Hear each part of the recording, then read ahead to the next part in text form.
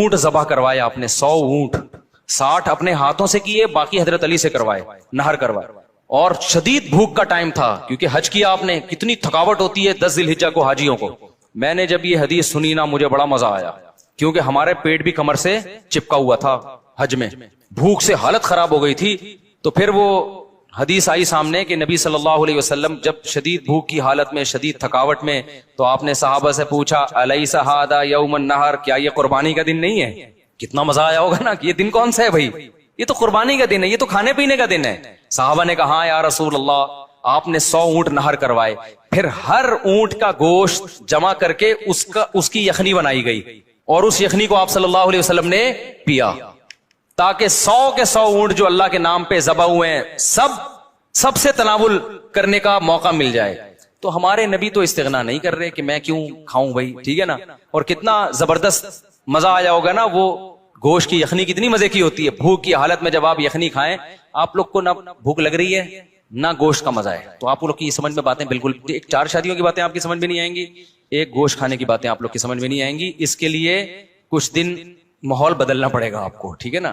چونکہ ٹماٹر، کھیرے، ککڑیاں، پیزے، برگر کھا کھا کے نا اب وہ گوشت والا سیٹ اپ کیا ہو گیا ہے، ختم. آپ کو تو میں یہ بتاؤں کہ عید کے دن آپ 3 پیزے کھائیں بھوک میں، ایک دم آپ سب جوش میں آ جائیں گے دیکھنا. تو ہم نے تو پیزوں کا عادی نہیں بنایا الحمدللہ اپنے آپ کو، اس لیے ہمیں گوشت کا مزہ آتا ہے. تو اونٹ کہ نبی صلی اللہ علیہ وسلم نے 100 اونٹ ذبح کیے، اور 100 کی 100 میں سے کیا کیا ہے، اس کا شوربہ بنا کے آپ نے پیا ہے، گوشت بھی کھایا ہوگا یقیناً. تو اس لیے جو لوگ یورپ میں، امریکہ میں رہتے ہیں، دوسرے ملکوں میں رہتے ہیں، وہ ٹھیک ہے دوسرے ملکوں میں، غریب ملکوں میں بھی قربانی کریں اگر اللہ نے وسائل دیے، لیکن پہلے کیا ہے، کم سے کم ایک حصہ گھر میں ہونا چاہیے، اس کا گوشت گھر میں آنا چاہیے، اس کو کھانا چاہیے. سمجھتے ہو؟ تاکہ مسلمانوں کا یہ تہوار زندہ بھی رہے، ابراہیم علیہ السلام کی قربانی کی سنت بھی زندہ رہے. وہ بالکل بقرعید کا پتہ ہی نہیں چلتا بعض ملکوں میں، کہتے ہیں ایکچولی بقرعید آئی ہے تو ایکچولی ہم نے وہ فون کر دیا ہے کہ وہ وہاں کر دینا، بس وہیں کر دینا، بس نماز پڑھنے چلے جاتے ہیں. تو یار اتنا بھی میں تو کہتا ہوں اس تکلف کی بھی کیا ضرورت تھی آپ کو، ٹھیک ہے نا، اس تکلف کی کیا ضرورت تھی. نماز بھی نہیں پڑھتے آپ، نہاتے دھوتے بھی نہیں، تو اصل تو ہے ہی گوشت کی قربانی، نماز تو ویسے بھی پڑھتے رہتے ہیں نا. تو کھا لو اللہ کے مشورے پہ کھا لو اگر آپ کو ضرورت نہیں بھی ہے. اگر تینوں میری بہن کیک بناتی ہیں، کیک پر جو تصویر لگائی جاتی ہے وہ نہیں لگانی چاہیے، لیکن وہ تو تصویر کھانے کے لیے ہوتی ہے، وہ رہتی تھوڑی ہے. کیک کمائی کا ذریعہ کیک بنانے کا ہے، کیک بنائے اس پہ تصویر نہ بنائے. باقی وہ کیک کی کمائی حلال ہے، کیونکہ وہ صرف تصویر کی تھوڑی ہے، وہ تو کیک کے پیسے مل رہے ہیں نا آپ کو. خالی تصویر ہوگی تو کون لے کے جائے گا، وہ تو کیک کی وجہ سے لے کے جا رہا ہے. گزارے زبردست، ماشاء اللہ ماشاء اللہ، بہترین ہو گیا، بہترین. وعلیکم السلام. میں رہتا ہوں، بہت بیمار رہتے ہیں، وظیفہ بتا دیں. وظیفے تو بس یہی ہے کہ میرے بھائی پریشان ہیں تو وظیفہ پوچھ رہے ہیں، وظیفہ یہی حسبی اللہ و نعم الوکیل پڑھا کریں زیادہ سے زیادہ. میں نے ایک کتاب میں پڑھا ہے کہ اللہ تعالیٰ نے سب سے پہلے قلم کو پیدا کیا، پھر اس کو کہا کہ لکھ جو قیامت تک ہونے والا ہے، پھر قلم نے کہا لکھا. بہت لمبا سوال ہے، ٹائم کم ہے، تقدیر سے متعلق سوال ہے، یہ کسی وقت انشاءاللہ اس پر پورا میرا بیان موجود ہے. لمبا سوال ہے نا اس لیے اسکپ کر رہا ہوں. پچھلے ہفتے بیچارے ایک بندے کو میں نے تھوڑا سب کے سامنے ڈانٹ لگا دی تھی، اس سے میں نے معذرت کی ہے، تو میں نے بلا کے الگ سے، وہ جو لوگ پچھلے ہفتے تھے ان کو پتا ہوگا، جو نہیں ان کو نہیں پتا ہوگا، کہ اگر کسی کو حلال کمانے میں شرم آتی ہے اور وہ شرم کے مارے کوئی کام نہیں کرتا، اسے کیسے سمجھایا جائے اس کو کاروبار. جس کو حلال کمانے میں شرم آ رہی ہے نا، اس کو بولو کہ بھیک مانگنے میں تجھے شرم کیوں نہیں آتی. پھر ظاہر جب نہیں کمائے گا تو ہر ایک سے مانگے گا نا، تو یہ زیادہ بے شرمی کا کام ہے ٹماٹر بیچنا، یہ بھیک مانگنا زیادہ بے شرمی کا کام ہے.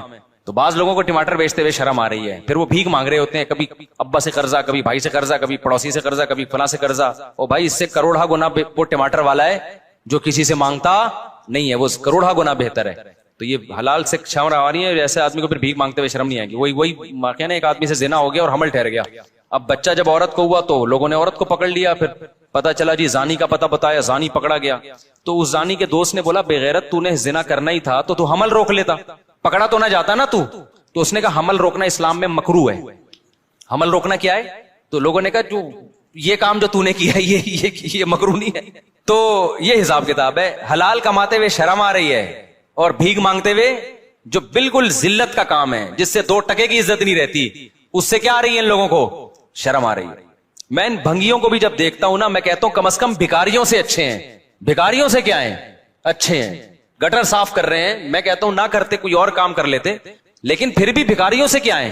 ان سے پھر بھی اچھے ہیں. بھنگیوں کو بھی دے دیا کرو یار, बेचारा मेहनत कर रहा है तो अलग से कुछ पैसे पकड़ा दिए इजाफी उसको. अगर आपने कलम डायरी लेकर प्लानिंग करोगे तो हमको उन चीजों पर प्लानिंग करें, मसलन कुर्बानी के लिए पैसे नहीं है तो उसकी. भाई ये प्लानिंग पे पूरी पूरी वर्कशॉप्स होती हैं टाइम मैनेजमेंट की, उसमें पूरे पूरे प्लानिंग के तरीके बताए जाते हैं. ये ऐसा नहीं कि 2 मिनट में आपको मैं बता दूं ऐसे प्लानिंग होती है.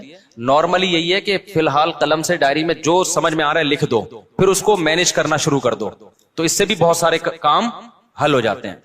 अगर कोई बच्चों की जिम्मेदारी, अगर कोई शौहर जिस पर उसके बीवी बच्चों की जिम्मेदारी है और वो बुनियादी जरूरत पूरी नहीं करता, जवान और तंदुरुस्त होने के बावजूद काम नहीं करता, इस्लाम दीन क्या कहता है? ऐसा शख्स वाजिबुल चित्रौल है. इस्लाम यही कहता है अगर वो बेसिक नान नफका भी नहीं उठा रहा तो फिर औरत खुला भी ले सकती है अदालत से. ऐसी सूरत में कोर्ट का खुला मोतबर होगा, क्योंकि वाज़े जुल्म है ना, अपनी बेसिक जिम्मेदारियां भी पूरी नहीं कर रहा. और ऐसे मियाओं से जल्दी जान छुड़ा लेनी चाहिए मेरा ख्याल है, क्योंकि फिर ये बात में और बड़ी मुसीबत बनते हैं. मेरे माँ बाप की बड़ी ख्वाहिश है, लेकिन जान छुड़ाने के लिए मसला ये है कि कोई और औरत के पास कोई दूसरा ऑप्शन तो हो ना. बाज दफा जान छुड़ाई तो गई बिल्कुल ही, और बड़े आजमाइशों में फंस गई. मेरे माँ बाप की बड़ी ख्वाहिश है कि मैं बहुत कामयाब बनूं और तरक्की करूं, मगर मैं जिंदगी में पस्ती और नाकामी की तरफ जा रहा हूं. आपको अपने वालिद का वास्ता मुझे कुछ जिंदगी के उसूल बता दें कि मैं अपने माँ बाप की जिंदगी में उनको कामयाब होकर दिखाऊं, उनकी ख्वाहिश पूरी करूं. मेरे भाई माँ बाप क्या चाहते हैं मुझे नहीं पता. अगर माँ बाप चाहते हैं बड़ा आदमी बन जाओ, पैसे कमाओ, नोट छापो, तो ये कोशिश आपके बस में है, नोट छापना आपके बस में नहीं है. तो ऐसी चीज में अपनी मेहनत जाया कर रहे हो जो आपके इख्तियार में नहीं है. और अगर बड़ा आदमी बन भी गए, कितने लोग हैं मैं जानता हूं, दौलत आई लेकिन अब्बा का इंतकाल हो चुका था, अम्मा का इंतकाल हो चुका था, फिर वो रोते हैं यार काश हमारे माँ बाप जिंदा होते, हमारी गाड़ियां और कर्रोफर देखते, तो उनकी उस कामयाबी का उन माँ बाप को कोई फायदा नहीं हुआ. वो रोते हैं कि यार हम गुर्बत में जब हमारे पास दौलत आई तो अम्मा ही नहीं है. तो भाई ऐसी चीज को हदफ बनाओ जिसका माँ बाप को हकीकी फायदा हो, वो है नेक बन के दिखा दो और मेहनत करो. मेहनत के बाद पैसा आ गया ठीक है, नहीं आया तो भी ठीक है, तो आखिरत में आपके माँ बाप आप पे फख्र करेंगे. कारून ने अपने अब्बा अम्मा को खुश करने के लिए बड़ा पैसा कमाया होगा, लेकिन अब्बा अम्मा बोलेंगे क़यामत के दिन ना कमाता तो ज्यादा अच्छा था. दुनिया में तो अब्बा कारून के भी बड़े खुश हो गए थे कि यार बड़े नोट छाप रहा है आजकल मेरा बेटा, लेकिन आखिरत में अब्बा कहेगा कारून का बेटा ये गलत सिम पे चला गया, मूसा के साथ हो जाता, गरीब रह जाता, वो ज्यादा अच्छा था. समझते हो? और मूसा अलैहिस्सलाम के पास आखिरी उम्र तक दौलत नहीं आई, लेकिन मूसा की मां क़यामत के दिन खुशकिस्मत होगी. वो कहेगी इस मूसा की वजह से कुरान में मेरा जिक्र है, वो औहैना इला उम्मी मूसा, हमने मूसा की मां को वही की. तो औलाद जब नेक बनती है तो माँ बाप के लिए फखर का जरिया बनती है. तो आप नेक बने, चाहे ये बात अब्बा अम्मा को समझ में ना भी आ रही हो, फिर भी आप क्या करें, नेक बने. बात चीजें अब्बा अम्मा के फायदे की होती है लेकिन समझ में नहीं आ रही होती, तो आप नेक बनने की कोशिश करें. और टेंशन तो लेना ही नहीं है. आप कह रहे हैं मैं कामयाब बनूं, नहीं बन रहा, तो क्यों नहीं बन रहे? कामयाब की डेफिनेशन क्या है? कामयाबी की डेफिनेशन ये है कि आप बुराइयों से बच रहे हो, अल्लाह आपसे राजी है, तो बस हो गए ना कामयाब. कामयाबी इसको थोड़ी कहते हैं पैसा आ रहा है आपके पास, तो वो तो कभी आएगा कभी नहीं आएगा. आ जाए तो अब्बा को दे दो, नहीं आए तो अब्बा को बोलो अब्बा मेरे पास नहीं है तो क्या करूं मैं. फिर अब्बा खामखा में टॉर्चर कर रहे हैं, क्यों नहीं कमा रहा, क्यों नहीं कमा रहा, तो फिर अब्बा गलत कर रहे हैं ना. अब्बा को बोलो अब्बा ये आपने कमा लिया तो अल्लाह ने तकदीर ने आपका साथ दिया, मैं नहीं कमा पा रहा तो मैं क्या करूं. तो सहाबा के दौर में भी तो गरीब भी थे अमीर भी थे, ये थोड़ी कि गरीबों को ताने मिला करते थे अब्बा की तरफ से.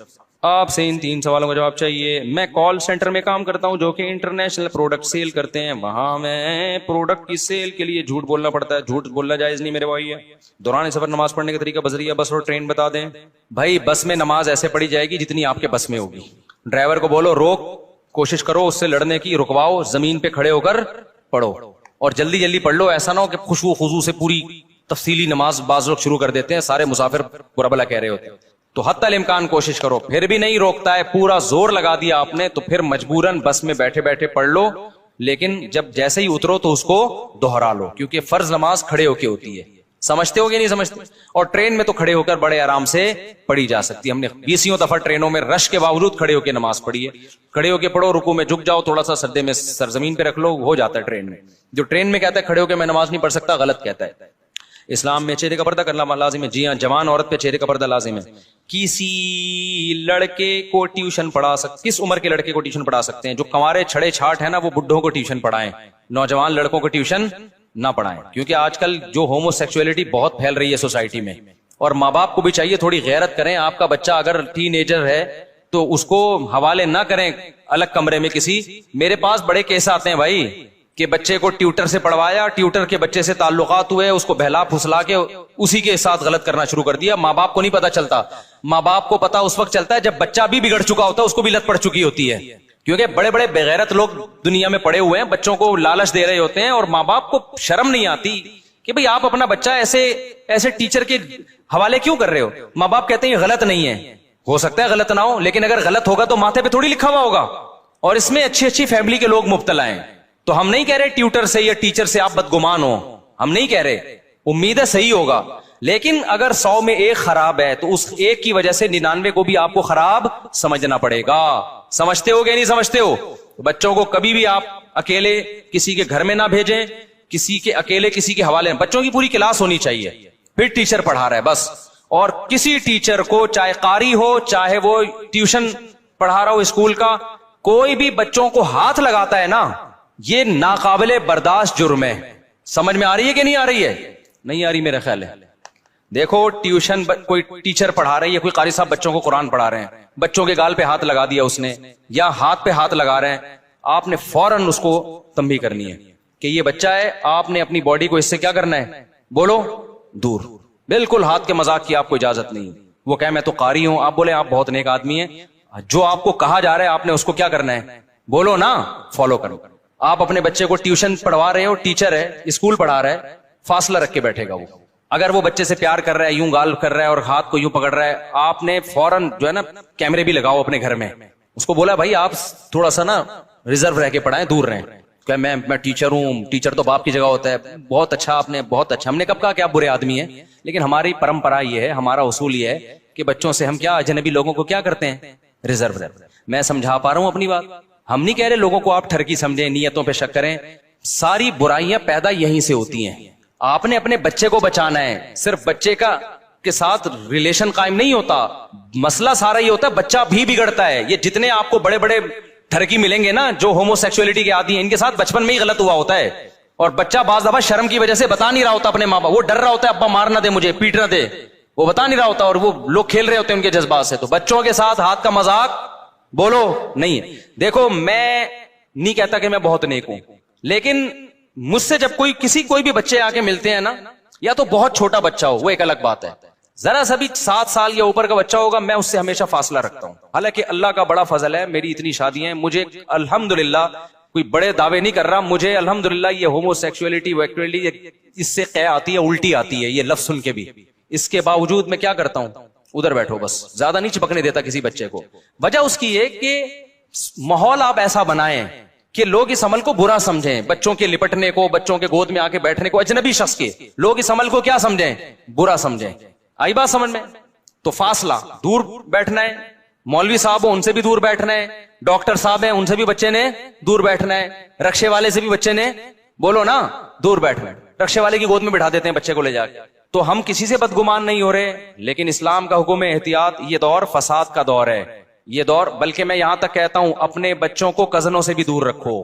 شادی بیاہ میں اکثر یہ ہوتا ہے کہ بچے کزنوں کے ساتھ چپک کے ایک بستر پہ سو رہے ہوتے, کہ بارات آئی ہوئی ہے نا, سارے ایک ہی ٹبر کا ٹبر ایک ہی گھر میں ہے, تو پھر نہیں پتا ہوتا کون کہاں سو رہا ہے. کزنوں سے یہ بیماری پھیلتی ہے. آپ کے 10 کزن ہیں, ان میں ایک اگر خراب ہوگا نا, وہ تاک کے ایسا بچہ تلاش کرے گا کہ مجھے اس کے ساتھ سونے کی جگہ ملے وہ رات, اور پھر وہ اس کو بھی خراب کرے گا. تو بچوں کو جب کہیں شادی بیاہ گیدرنگ ہوتی ہے تو آپ نے نظر رکھنا ہے اپنے بچے. ماں کا کام ہے یہ, زیادہ بچے ماں کے ساتھ زیادہ اٹیچ ہوتے ہیں. ماں کا کام ہے نظر رکھے کہ میرے بچے کو کوئی کزن وغیرہ تو نہیں اس کے ساتھ زیادہ فری ہو رہا, کوئی اس کے ساتھ لیٹنے کی کوشش تو نہیں کر رہا, کوئی اس کو تنہائی میں لے کے تو نہیں جا رہا چیز دلانے کے بہانے. سمجھ رہے ہو؟ میں نہیں کہہ رہا کہ اس بچے کے کزن خراب ہیں, خوب سمجھ لو, کیونکہ پھر میرے بارے میں لوگ یہ کمنٹس کرتے ہیں اچھا یہ ان کو ٹھرکیوں سے ہی واسطہ پڑا ہے. بھائی نیک لوگ ہیں, سارے نیک لوگ ہیں الحمدللہ, لیکن ہم نے کیا کرنی ہے, 100 میں ایک خراب ہونے کی وجہ سے احتیاط 99 سے کرنی ہے, کیونکہ ماتھے پہ نہیں لکھا ہوگا جو خراب ہوگا. اور جو بغیرت خراب ہوتا ہے نا, وہ اخلاق کا بہت اچھا ہوتا ہے, سب سے اچھا دیکھنے میں لگے گا وہی آپ کو. وہ بڑا بنا ہوا ہوگا, نہیں وہ بڑا اچھے بات کر رہا ہوگا, خدمتیں بھی بڑھ چڑھ کے آپ کی وہی کر رہا ہوگا تاکہ آپ اس پہ زیادہ اعتماد کریں. سمجھتے ہو کہ نہیں سمجھتے؟ تو اپنے بچوں کو دور رکھو, کزنوں سے بھی کھیلیں, کزنوں کے ساتھ سونے کی کوئی اجازت نہیں ہے, نہ تنہائی میں اکٹھا بیٹھنے کی اجازت ہے. بھائی کھیلو کودو, تھپڑ مارو, مارم پیٹی کھیلو, بھاگو دوڑو, اس حد تک ٹھیک ہے.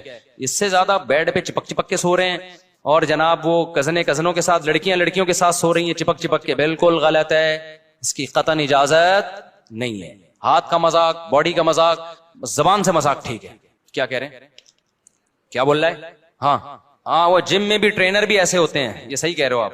تو وہ ٹرینر کیا کر رہا ہوتا ہے, سارے ٹرینر نہیں ہوتے بھائی, جو میرا بیان سن رہے ہیں ان کے علاوہ کی بات کر رہا ہے, وہ آپ کو نا ہاتھ بار بار لگا رہا ہوتا ہے. اب آپ یوں کرو, یہ جو ہومو سیکسولیٹی کے عادی ہوتے ہیں نا, جن کو ہم جو کہتے ہیں وہ ممبر پہ نہیں کہہ سکتا, ابے ان کے لیے ایک مخصوص لفظ ہے نا, اب وہ ممبر پہ مناسب نہیں ہے نا, وہ ہوتے ہیں یہ لوگ. تو یہ بہت طریقوں سے اپنی ٹھڑک پوری کرتے ہیں. یہ عید کے موقع پہ آپ سے چپک کے گلے ملیں گے, آپ سمجھ رہے ہو کہ اس کو زیادہ عید کا مزہ آ رہا ہے, اس نے روزے زیادہ اچھے رکھے ہیں, یہ چھوڑے گا ہی نہیں آپ کو, آپ سمجھ رہے ہو بہت اچھے ہیں. اور پھر یہ جب ٹریننگ آپ کو کروائیں گے جم میں, تو بلا وجہ آپ کی باڈی پہ ہاتھ لگا رہا ہوگا. ابے تو دور سے کھڑے ہو کے بتا دے یار, تو ہاتھ کیوں لگا رہا ہے, نم مت لگانے تو ہاتھ, سمجھ رہے ہو ہاتھ کا مذاق کیا ہے, غلط ہے, دور رہو یار, وہیں سے بتا دو, ہمیں سمجھ میں آ جائے گا کیا کرنا ہے. سوئمنگ پول میں اس طرح کے ٹھرکی ہوتے ہیں, گھس جاتے ہیں, وہاں آپ کو سوئمنگ سکھانا شروع کر دیں گے. تو مسجدوں میں بھی ہوتے ہیں, آ کے نماز میں چپک کے کھڑے ہو جائیں گے, آپ کے پاؤں کے ساتھ اپنا پاؤں, بچوں کے ساتھ نا اپنا پاؤں ملانا شروع کر دیتے ہیں.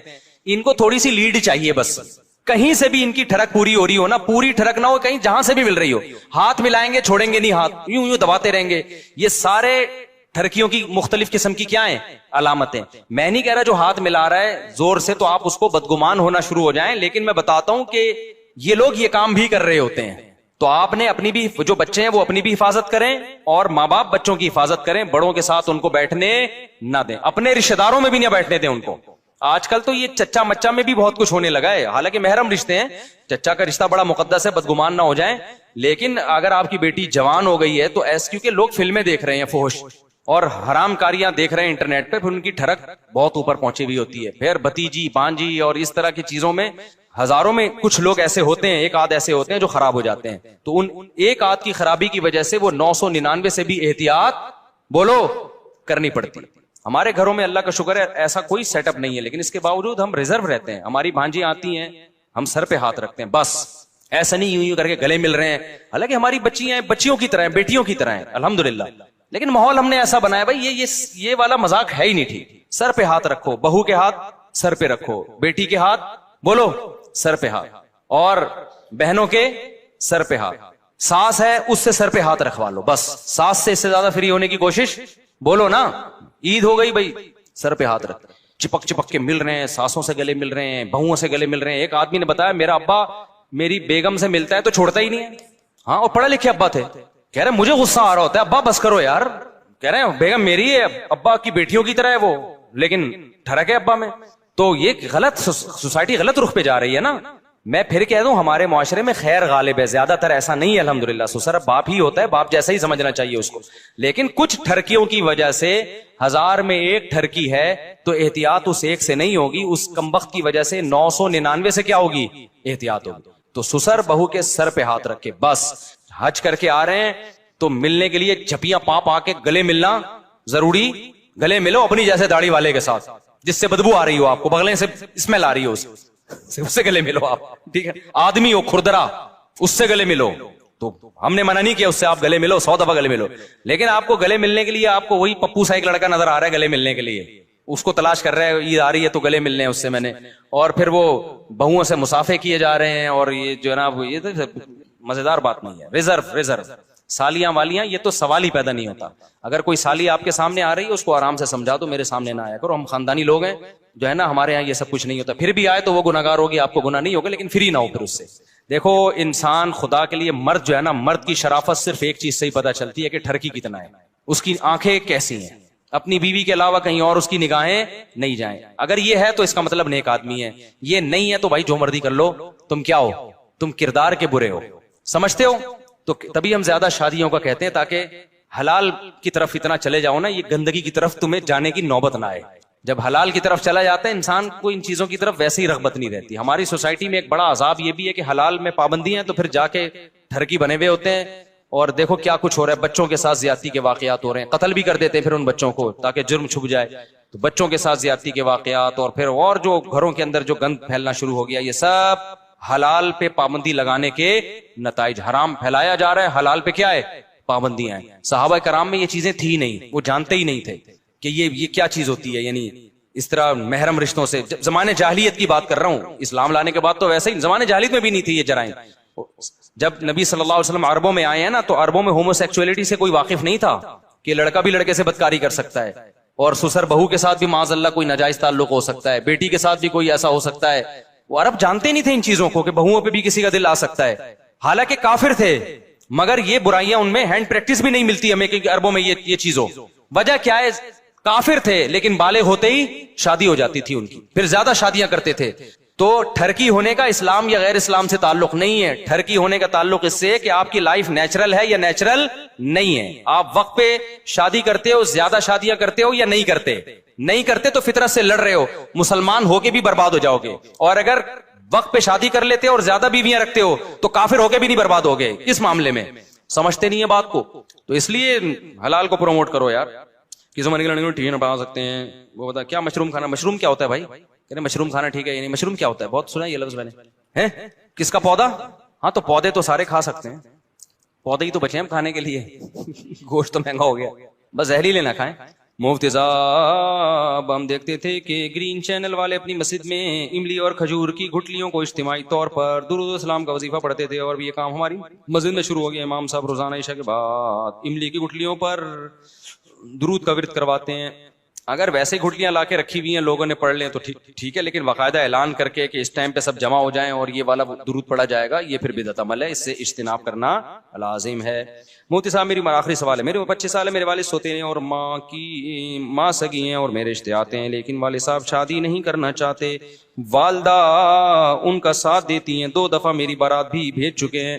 میں جاب کرتی ہوں, شاید اس لیے وہ میری شادی نہیں کرنا چاہتے. یہ بہت بڑا مسئلہ ہے. آج کل لڑکیوں کو جاب کرواتے ہیں, پھر وہ نوٹ چھاپنا شروع کر دیتی ہیں, پھر نہ بھائی اس کی شادی ہونے دیتے ہیں نہ باپ, کیونکہ فری پھوکٹ کی حرام کھانے کی ان کو عادت پڑ جاتی ہے. تو لڑکیوں کی جاب کا جہاں بہت سارے سائیڈ افیکٹ ہیں نا, ان میں ایک سائیڈ افیکٹ یہ بھی ہے. ہم تو قائل ہی نہیں ہے لڑکیوں کی جاب کے. عورت گھر کی 4 دیواری میں اچھی لگتی ہے بھائی, اور پھر وہ آپ سے محبت بھی کرے گی, آپ کا انتظار کرے گی. اس کو دیکھنے کے لیے آپ کے علاوہ کوئی ہے نہیں. آپ سفر پہ جاؤ گے, آپ کے لیے وظیفے پڑے گی کہ میرا میاں واپس آ جائے. آپ صبح جاب پہ جاؤ گی, شام کو انتظار کرے گی میاں واپس آ جائے. اگر آپ نے جاب پہ بھیج دیا اس کو وہاں باس نظر آ رہا ہے, اس کو وہاں آپ سے زیادہ ہینڈسم بندے نظر آ رہے ہیں, پھر اس کو پیسہ نظر آ رہا ہے, تو وہ کہے گی یہ مکھنچوک پتہ نہیں کیوں پھلترو کی طرح ابا نے میرے ساتھ لگا دیا ہے. خام خا کا پھلترو کی طرح کیا لگ گیا ہے, چپک کے ایک بندہ لگ گیا ہے. تو گھر کا سسٹم کیا ہوگا؟ خراب. تو یہ نیچرل نہیں ہے, یہ انگریزوں سے آئی ہے. انگریزوں کا کوئی خاندانی نظام ہے ہی نہیں. ہم تو خاندانی لوگ ہیں بھائی, ہمارے یہاں بیوی بھی ہوتی ہے, بچے بھی ہوتے ہیں, پوتے بھی ہوتے ہیں, نواسے بھی ہوتے ہیں, بہویں بھی ہوتی ہیں, داماد بھی ہوتی ہیں. تو خاندانی لوگوں کے یہ کام نہیں ہے. تو مجبوری میں جاب کر رہی ہے ایک الگ بات ہے. نارملی میرے بھائی دیکھ, اور گھر والے بھی کیا کہہ رہے ہیں بھائی مدرسے میں پڑھانا ہے. بھائی مدرسے میں دین کی تبلیغ کی نیت سے تو پڑھاؤ بھائی. مرد پڑھا لے کے چلو تنخواہ ملے گی, گھر کی عورت کو گھر سے باہر اس لیے کہ تاکہ کما کے لائے, میں سمجھتا ہوں یہ قابل برداشت بولو نہیں. بھائی حالات آ جائیں گے تو حالات آئیں گے تو کوئی بات نہیں. سوکھی روٹی میں بھی چائے میں ڈبو کے کھاؤں گا, گھر والوں کو بولا آپ بھی چائے میں ڈبو کے کھاؤ. ڈبو کے کھانے کا اپنا مزہ ہے. تو ہم نے یہ عزم کیا ہوا تھا بھائی کچھ بھی ہو, فاقے ہونا شروع ہو جائیں, جو میرے بس میں ہوگا میں کمانے کی کوشش کروں گا. گھر کی عورت کو میں اپنے حالات سناتا, اچھا نہیں لگتا انسان کو, لیکن موٹیویشن کے لیے بعض دفعہ بتانا پڑتا ہے. ہم نے ہر طرح کے حالات دیکھے, ہم نے کہا نہیں بھائی گھر سے, اور شادیاں بھی ہوئی ہیں ایسے موقع پہ تو لوگ کہتے ہیں ہمیں کمانے والی چاہیے. 2 بیویاں ہو گئی ہیں, بچے ہیں, بھائی میں افورڈ نہیں کر سکتا, تیسری ہمیں چاہیے جو جاب کر رہی ہو. ہم نے کہا نا بھائی تیسری بھی ہمیں وہ چاہیے جو گھر میں ہو, چوتھی بھی وہ چاہیے جو گھر میں رہے, پہلے بھی ایسی دوسری بھی ایسی. اب خرچے بڑھ رہے ہیں تو تیرا باپ کمائے گا, ٹھیک ہے نا, جتنا کما. پھر اللہ نے برکت بھی دی, تو مرد کی کمائی میں اللہ نے برکت رکھی ہے. جس مرد کو عورت کی کمائی جس کو منہ کو لگ گئی نا, وہ مرد بڑا ڈھیٹ ہوتا ہے, بتا دوں آپ کو. اور پھر یہ چیز اس کی نسلوں میں ٹرانسفر ہوتی ہے. پھر تمہارے بیٹے بھی بن جائیں گے گھر میں بیٹھ کے کھانے والے. پھر وہ حشر ہوگا جو فلپائن کا ہوا ہے.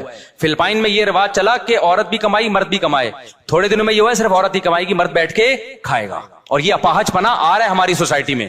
اس لیے آدمی بنو, پجامہ مت بنو. نہیں ہے بات سمجھ میں؟ آدمی بنو, پجامہ. دیکھو یہ ڈیزائن پجامے کا بھی ہوتا ہے, یوں کر کے ایک ڈیزائن ہوتا ہے نا, یہ پجامے کا بھی وہی ڈیزائن ہوتا ہے جو آپ کا ہے. اصل میں اندر سے پتا چلتا ہے کہ یہ آدمی ہے, یہ کیا ہے, پجامہ ہے. تو آدمی اسے کہتے ہیں جو کہتا ہے بھائی جیسے تیسے حالات ہوں, کمانا کس کی ذمہ داری ہے, بول لو نا میری ذمہ داری, میں کما کے کھلاؤں گا. فاقے پڑیں گے کوئی بات نہیں بھائی, آپ بھی فاقے میں. اگر بیگم کہے میں نے اس فاقے میں نہیں رہنا تو بھائی نہیں رہو, کوئی بات. ہمارے نبی نے ایسے ہی کیا تھا.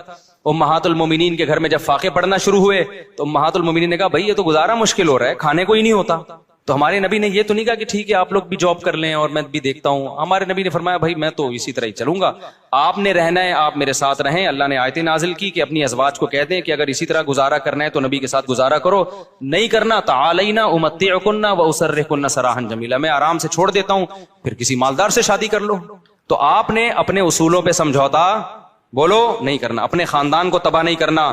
آپ کی پرمپرا ہونی چاہیے, آپ کی نسلوں میں یہ بات کہ ہمارے خاندان میں مرد کماتے ہیں عورتیں کھاتی ہیں, چاہے جیسے مرضی حالات ہو جائیں.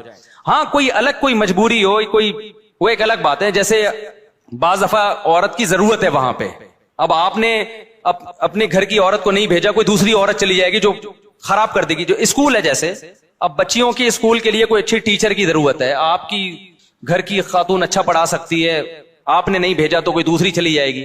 آپ کی وائف ڈاکٹر ہے, صحیح ہے نا, وہ صحیح علاج کر سکتی ہے, آپ نے نہیں بھیجا تو کوئی 2 نمبر چلی. تو قوم کے اجتماعی مفاد میں کچھ کام کیے جا سکتے ہیں, لیکن صرف کمانے کی نیت اس میں نہ ہو. کمانا کس کی ذمہ داری ہے؟